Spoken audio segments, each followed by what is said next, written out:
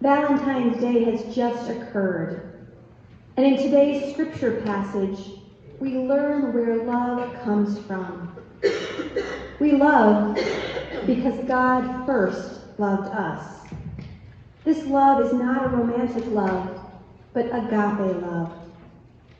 In Greek, there are 4 different words which are translated with the English word love. And when we translate all of those with just one word, we miss all of the important distinctions and the fullness of the different types of love. The Greek word used in our passage from today is agape.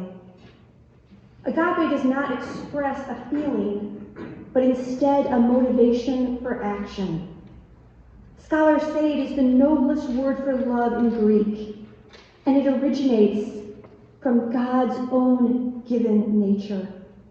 Agape love keeps on loving, even when the loved one is unresponsive, unkind, unlovable, and unworthy. It is unconditional love and desires only the good of the one loved.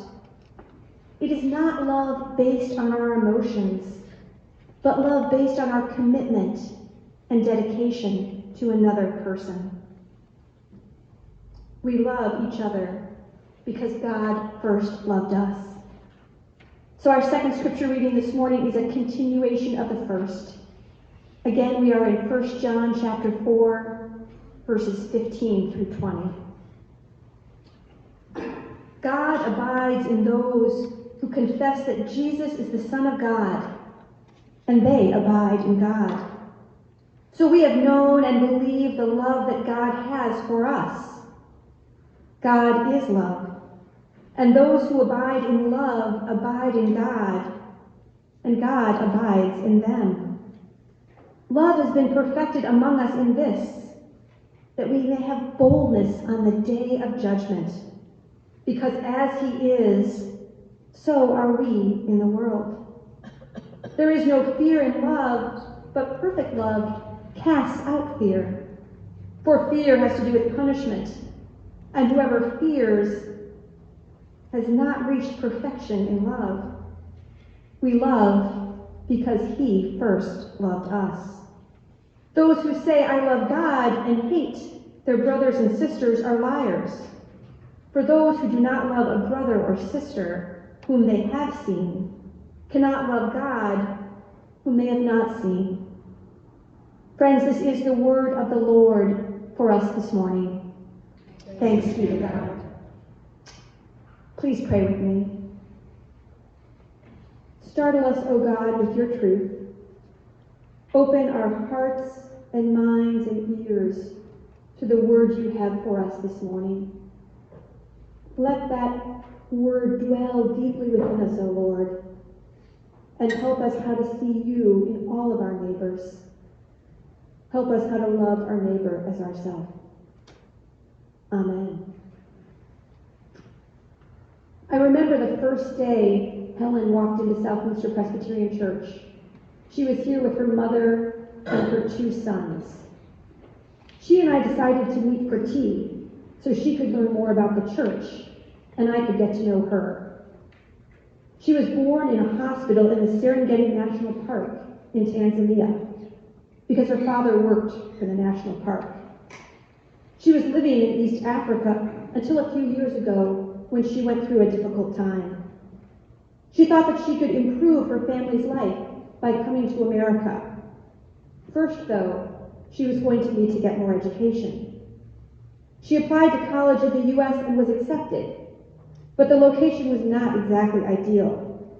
The school was in Minnesota. That's about as different from Tanzania as you can get. Tanzania has the biggest population of lions in Africa.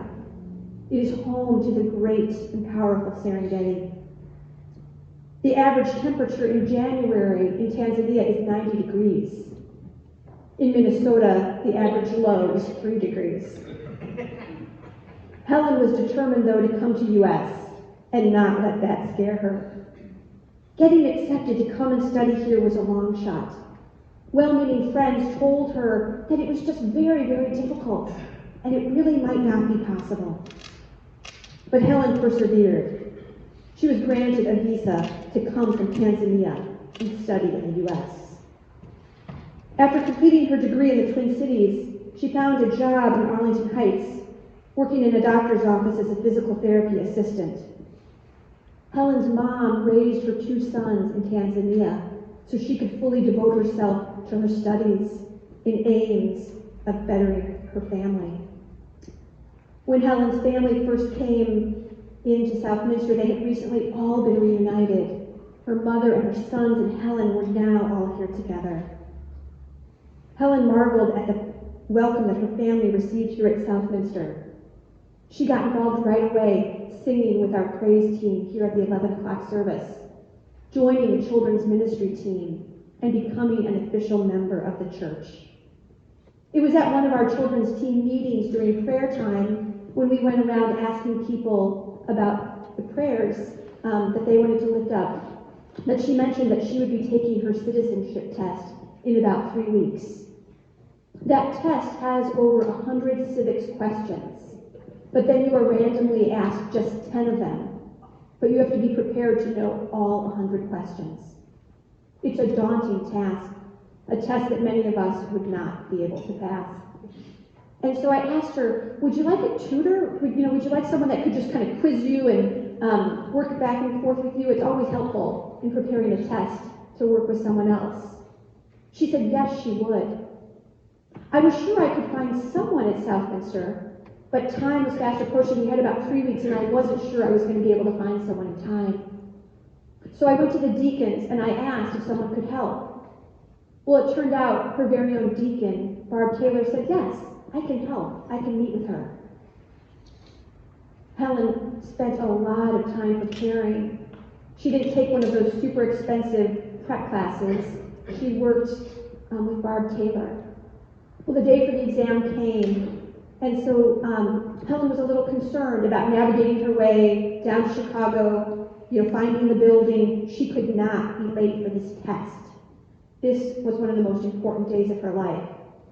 And so Cindy Greenwood of our Faith in Action team said, I'll drive her. I'll get up early and I'll drive her just to make sure that she can, take that stress off and know that she will be in the right place at the right time. So Cindy drove her down. She took the test, and then the waiting began.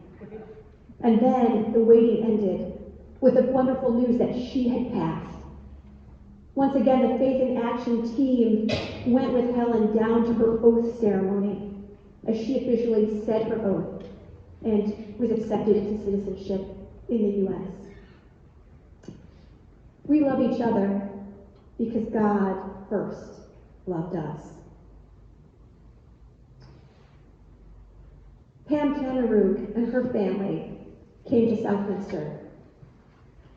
Again, I, after a service, asked Pam if she would want to meet for tea so I could tell her more about Southminster and so that I could learn more about her.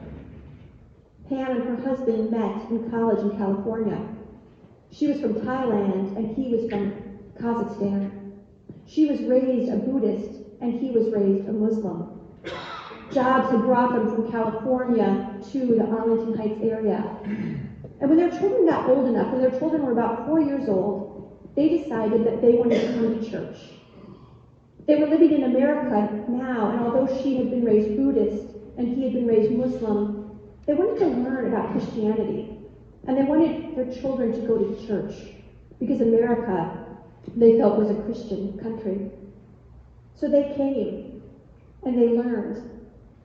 About the same time, literally a few weeks after Pam and her husband Max, Myra and Estelle, and Pam's mother Willowan started coming, Kirsten Almos, who many of you remember, she was our children's ministry director, interim director. She was kind of going through our library and looking at books, and she found a Bible in the Thai language. She wasn't sure, if we were going to use that or we going to need it. She happened to mention it to one of our deacons, Myra Schneider. And Myra said, a Thai Bible, this is perfect. We have a new family, and the grandmother is from Thailand and doesn't speak English. So I'm going to give her this Bible so she can follow along when she comes to the services. Well, a few weeks later, Pam shared with her deacon, Myra, that her little girl was going to have serious surgery at Children's Memorial Hospital. Little Myra had been born with a birth defect. Many people with this birth defect also have other genetic problems, but her daughter didn't. Little Myra was fine, other than this defect that she was born with. And so Myra Schneider told her, well, you know, one of the pastors can go and be with you. You see, Max, her husband, was not going to be here. He worked and traveled extensively out of the country, so Max would be away. Pam had not really been downtown to Chicago very much, living out here and working out here. And her mother, Willowan, was going to have to be with Estelle, the other daughter, taking care of her. So she was going to go down and be facing this very serious surgery alone. Well, I reached out to Pam and said I would be happy to meet with her. And she was really astounded. She wasn't officially a member. She'd only been here a few weeks. We had only really talked once. But I said, of course, I will come and I will meet with you. Well, we got up early and we were at Lurie's Children's Hospital in Chicago. And as a pastor, I had been in many pre-op rooms with adults. They're sterile. They're small. Sometimes there's just, a little curtain separating you from the person next to you, and sometimes there's a wall. But to be in one of those rooms with a little girl, with an adorable, bright-eyed 4-year-old, it just didn't seem right. Little Myra was so happy. She was chattering away. She had her little gown on, and Pam had brought Play-Doh. So she was kneading the Play-Doh. She was making shapes. She was putting them in balls. And so we prayed together, and we played together. And I was able to offer some assistance on just some different things that were happening that Pam wasn't quite sure about. Well, then they wheeled little Myra off, and so Pam and I went upstairs to the cafeteria. We got some tea. We went into the beautiful chapel that Lurie's had that we prayed, and we waited, and we waited, and we waited.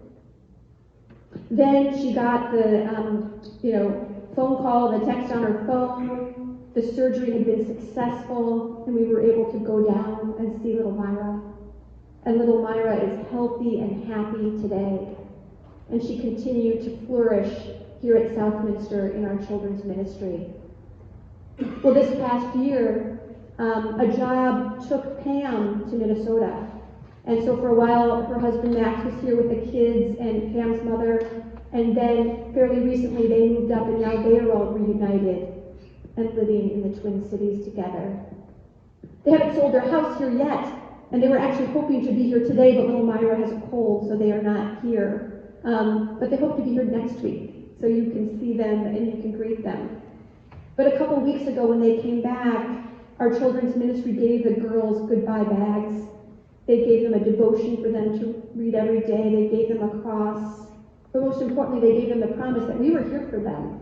We may not be in Minnesota, but we're just a phone call or an email away, and we're also going to try to connect them with a loving new church there. Little Myra kept clinging to my leg, and she hugged me 3 different times during our conversation. And Willowan, who now speaks English, looked at me and said, I love this church. We love each other because God first loved us. Well, just a week ago on February 3rd, we celebrated Love Your Neighbor Family Night here at Southminster. About 80 moms, dads, and grandparents, and kids, of course, gathered for a meal and fellowship. We started having these family nights about 1.5 years ago. And since we've had them, typically we have about 75 people come. And what is so interesting to me is that when I talk to parents at these family nights, a lot of them tell me, oh yeah, this is my church. I'm always surprised to hear that because they only come to worship a few times a year. Oh, but this is my church, they tell me. And then, when you think about it, they explain, well, I come here to PDO 2 or 3 days each week, and then I come to worship a few times a year, and then I come to family night. So I'm actually at this church anywhere from 7 to 11 times a month. And that's a lot. I want these families to, of course, be coming into the full membership of this church, but they're physically at the church more than some of our members. So of course they see this as their church. We love each other because God first loved us. Molly, a PDO mom, contacted me because she wanted to form a prayer group for another PDO mom diagnosed with stage 4 breast cancer. This mom had 3 children under 5. The shocking news came that she had a very rare form of breast cancer. And so I met with these PDO moms and we talked about what we could do, how a prayer group might work. I gave them resources and we talked about a structure and we decided to work with the Psalms. Well, about the same time, this mom entered into a clinical trial at Northwestern. And after 2 years of this group meeting and 2 years in that trial, today she is cancer-free. It is a type of miracle. It's something that people didn't think would happen, and it did. At a recent family night, another mom came up to me. "Oh, I was going to call you," she said. Her daughter was starting to ask questions about where we go when we die and about heaven. This mom had grown up Catholic but was no longer practicing, and she didn't know what to say. She wanted to know what to tell her daughter. And so we met, and we talked about our Christian faith, and we talked about heaven. And I was able to give her books from our children's library on the 2nd floor and guide her so that she could talk with her daughter. At the Love and Logic parenting workshop for raising teens last Sunday, a grandmother who accompanied her adult daughter came up to me after the program and said, "Can I give you a hug?" She said, "If I lived nearby, I would come to this church." She lived in Elgin, and she was just so happy that we were providing this program. Her daughter was really struggling with her teenagers. And she said this program is really helping and making a difference. We love each other because God first loved us. I am telling you these stories because a few weeks ago, my husband was watching a Francis Chan video on YouTube.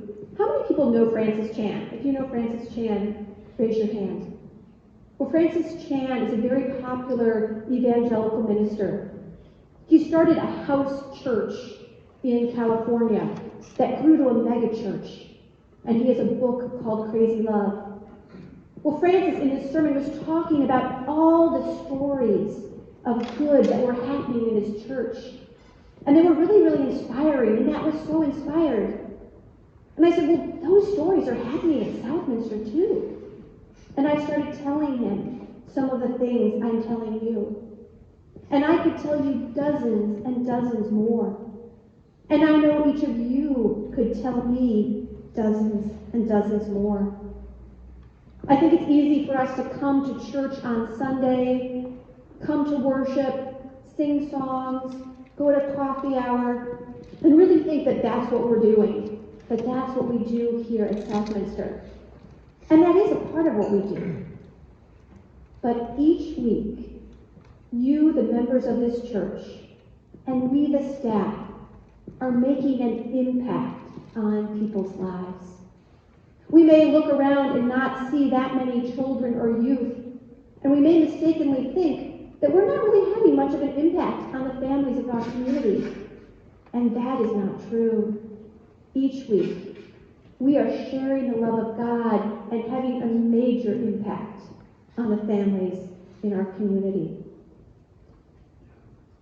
And so the truth is, the families in our community need to be a mission for this church. We don't usually think about mission in terms of local families and children. But they are, and they need to be. Today, only 13% of adults in Illinois aged 30 to 39 come to church. Only 13%. So one of our primary missions at Southminster needs to be reaching out to our local families and sharing the love of God with them so that they can become Christ followers, so that they can be changed and they can carry the mantle of the wonderful mission work we do at this church to the next generation.